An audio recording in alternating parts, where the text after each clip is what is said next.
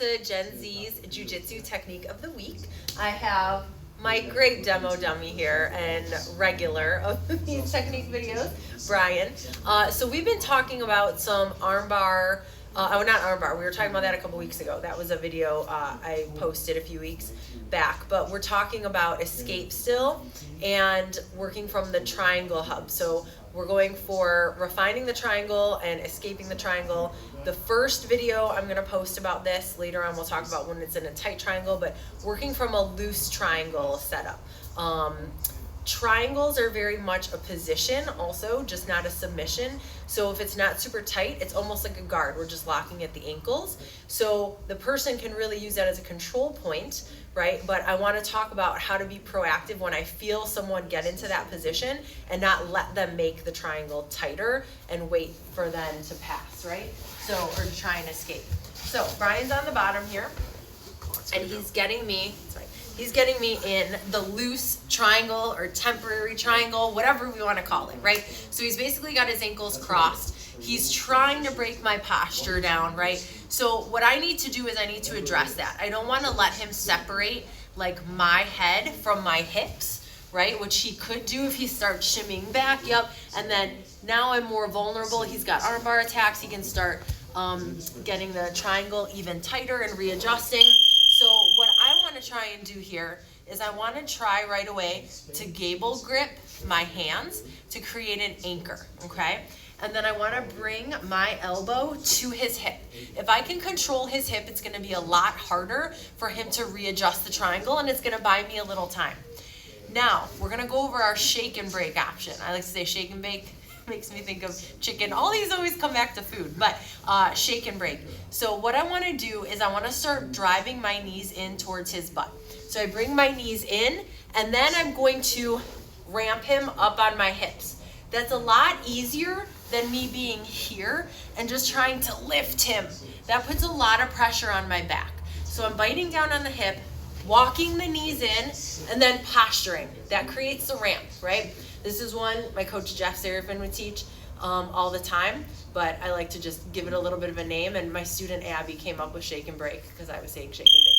So now that I'm here and I'm postured, right, I need to be careful that I don't just extend the arm because he can come around, yep, exactly, for an arm bar. So I'm keeping this tight and pinched, posturing up, hips forward. I'm going to bring my hands stacked on top of his knee, and I'm going to pull the knee down as I start shaking.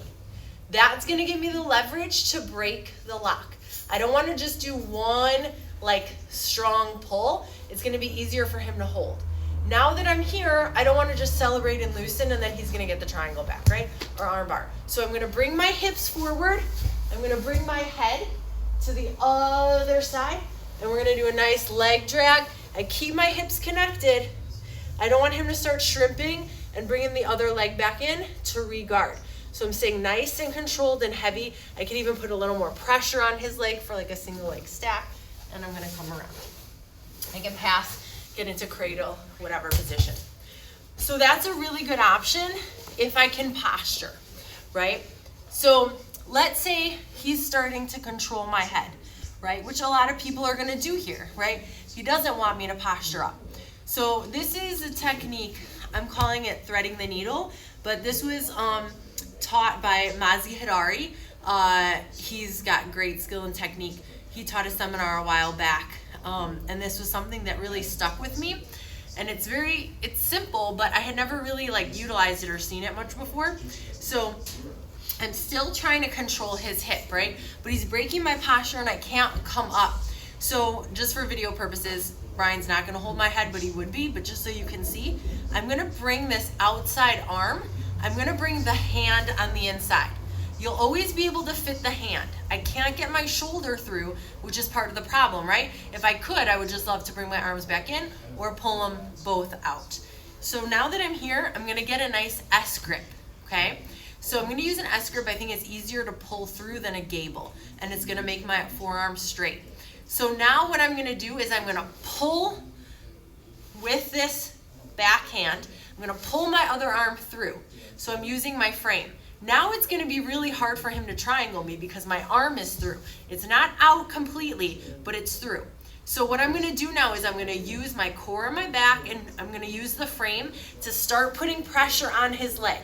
If I can ultimately work up to the back of the knee, that's great. And if I could, I can maybe pop, right, the guard. But I'm using that frame. If I can't, don't get tunnel vision on having to break it. I wanna create space. I've already done that. So now if you can, just bring your elbow in, right?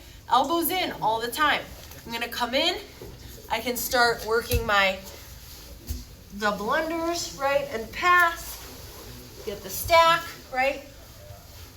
Or if I'm here, I thread, right? If I create some space, but I can't pull the arm out, maybe I can start coming forward, single leg stack, okay? Whatever, but I've got the space that I need. So I can either break the lock, or I can start bringing the elbow through, elbow on the inside, or I can start bringing the head around and doing almost like a leg drag option. Okay? Hope you find that helpful. Thank you, Brian. This is the loose triangle before it gets readjusted to be really tight, and we're looking at the escape options from there to be proactive. Any questions? Leave them below. Thanks. Bye.